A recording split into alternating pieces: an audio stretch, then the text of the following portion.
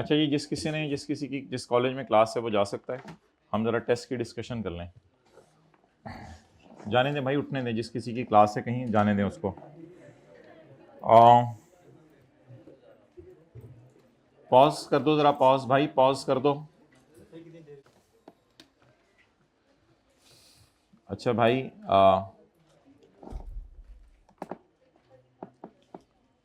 हमने एक सेक्शन पढ़ा था कि जिस इलाके में फेयर वैल्यू पता ना चल रही हो तो फेयर वैल्यू एफबीआर वाले बताएंगे। बस ठीक है, फेयर वैल्यू एफबीआर से पूछ लेंगे। अब अगर मैं कोई चीज बेचूं तो कंसिडरेशन माइनस कॉस्ट मेरा क्या आएगा? गेन।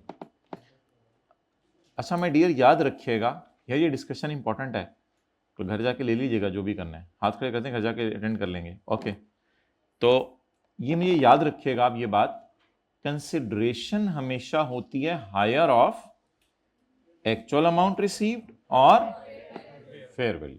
ये हमने सेक्शन 77 में पढ़ा हुआ है। अच्छा, बी में कोई हायर लोअर का तस्वुर नहीं है।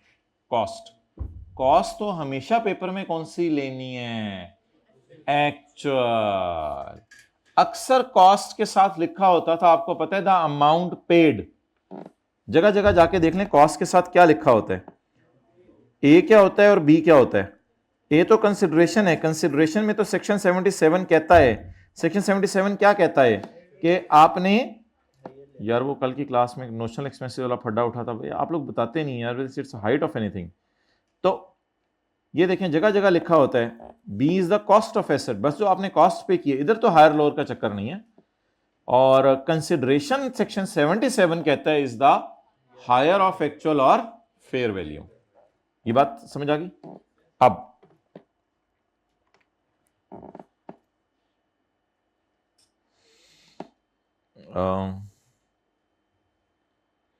ये जो हमारी किताब में आखिर में पास्ट पेपर्स हैं, on 15 November he sold a Bangla for 51 which was purchase for 46। 46 तो लिखे ना, इस पे तो कोई एतराज नहीं, ठीक है। The value determined by board at time of sale was 48। अब बताएं 51 का बेचा और 48 का बाजार में कीमत थी। Now what is higher? इन दोनों में से क्या उठा लें? ऐसे और ऐसे लाइन उठा लगा के, इन दोनों में से हायर क्या आ गया? सबर सबर, 51। ना ना ना ना ना ना ना, परचेज के वक्त जो है वो फेयर वैल्यू इग्नोर करनी है, इसको काट दें सवाल में, ये तो किसी काम की नहीं है। फेयर वैल्यू किस वक्त देखनी होती है? At the time of sale. तो बता दें परचेज के केस में हमेशा क्या लेनी है माय डियर? कॉस्ट। और यही हर क्लास में पढ़ाया था। तो कॉस्ट में भी कोई तस्वुर है हायर लोअर, ये वो, ये तस्वुर कहां है हायर वाला? क्योंकि सेल के ऊपर क्या लगता है? सेक्शन 77 का 1, और परचेज पे कोई ऐसा सेक्शन नहीं है। सो डेट्स वाई ये हमारा जवाब था। ओके, चलें आगे। ही गिफ्टेड हिज कजन, सॉरी, ही गिफ्टेड हिज, ये तो ऊपर वाला हो गया ना, समझ आ गया। He gifted his coin collection having a fair value of 2.2 to his friend. He had acquired this collection over the year at a cost of 0.3 million। अच्छा, ये एडजस्टमेंट क्लास में पहली दफा डिस्कस हो रही है। जिसको गिफ्ट मिला है उसके एंगल से नहीं है ये,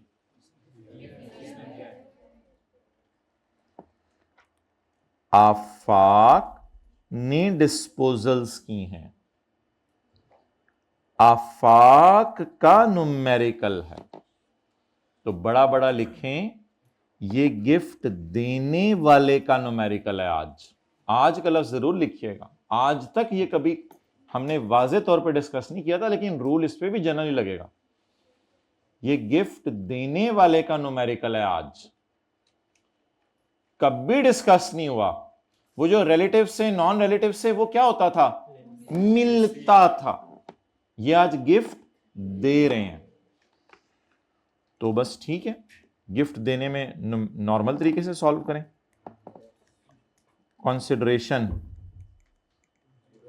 हायर ऑफ एक्चुअल 0 और fair market value 2.2, higher less cost. वो तो मैंने 0.3 का अपने लिए खरीद के रखा हुआ जी। 1 पॉइंट नोट करें माय डियर। तो ये फर्स्ट टाइम गिफ्ट देने वाले के एंगल से हमने किया। जनरल रूल लगाएं इस पे, सेक्शन 77 वाला।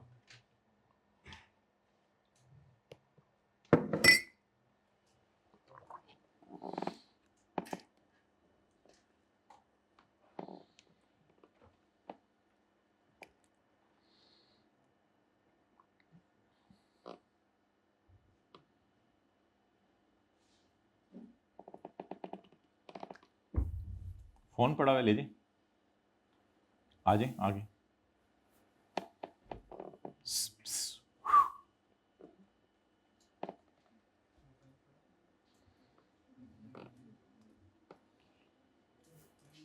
एक कप ऑफ टी ले आओ अलॉन्ग विद स्लाइट NaCl।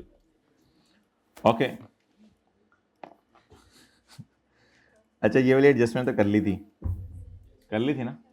0.4 में आ जाए। एन एग्जीक्यूटिव टेबल, हाँ बोलो क्या चीज।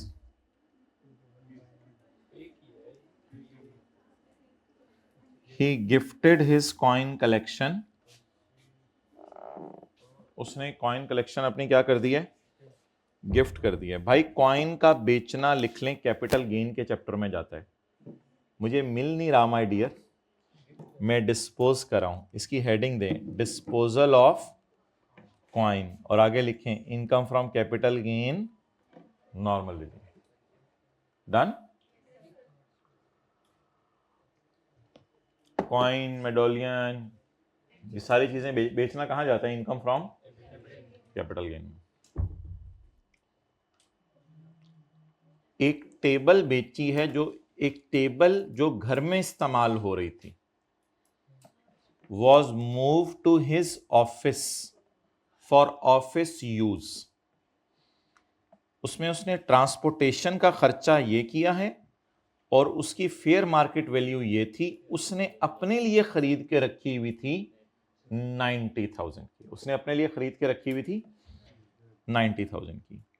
भाई अगर तो सवाल की रिक्वायरमेंट है कैपिटल गेन सिर्फ कढ़ना है, सवाल की रिक्वायरमेंट है कैपिटल गेन कढ़ना है, तो माय डियर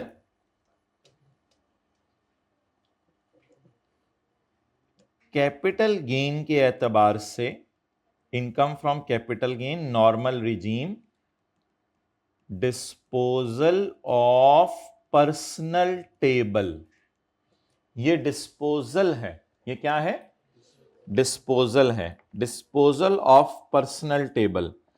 ये शायद आपको याद हो, हमने कैपिटल गेन के चैप्टर के नहीं बिजनेस के चैप्टर के अंदर, बिजनेस के चैप्टर के अंदर हमने एक चीज पढ़ी थी,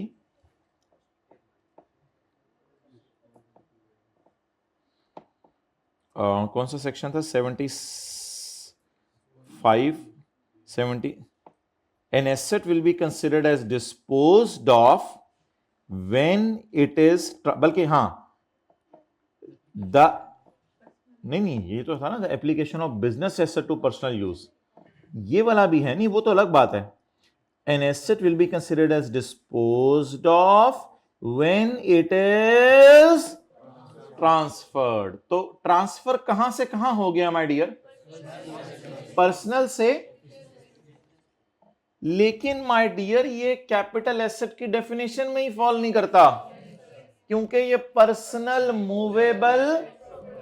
हां इसका बिजनेस में आ जाना तो बिजनेस में इसकी कॉस्ट और डेप्रिसिएशन निकलेगी, बिजनेस में इसकी क्या निकलेगी, कॉस्ट और तो डिस्पोजल ऑफ पर्सनल टेबल लिख के आपने यहां 0 लिखना था और जवाब देना था नॉट अ, लेकिन ये जवाब यहां नहीं देना था, it is not a capital asset, ये नीचे नोट में जाके देना था, क्योंकि सवाल की रिक्वायरमेंट है कि जिन चीजों को इग्नोर कर रहे हो उनको बताओ। तो बोले घर की टेबल, घर की कुर्सी, घर का फर्नीचर, घर के पंखे, घर की सारी चीजें बेचना जो पर्सनल मूवेबल है, इनका बेचना किसी हेड ऑफ इनकम में नहीं जाता। हां, बिजनेस के एंगल से लिख लें, अब लिखें कैपिटल गेन के एंगल से ये कैपिटल एसेट ही नहीं है, बिजनेस के एंगल से ये परचेज है और इसकी कॉस्ट भी निकलेगी। चलो यार बस कर दो, चलो 1 मिनट। कैपिटल गेन के एंगल से ये कैपिटल एसेट ही नहीं है, क्योंकि पर्सनल मूवेबल है ना, पर्सनल मूवेबल है। और बिजनेस के एंगल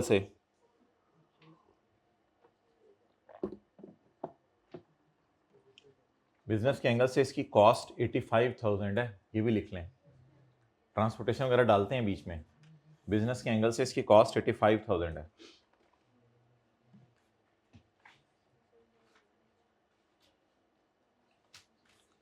अच्छा थोड़ा सा जरा रुकें इधर,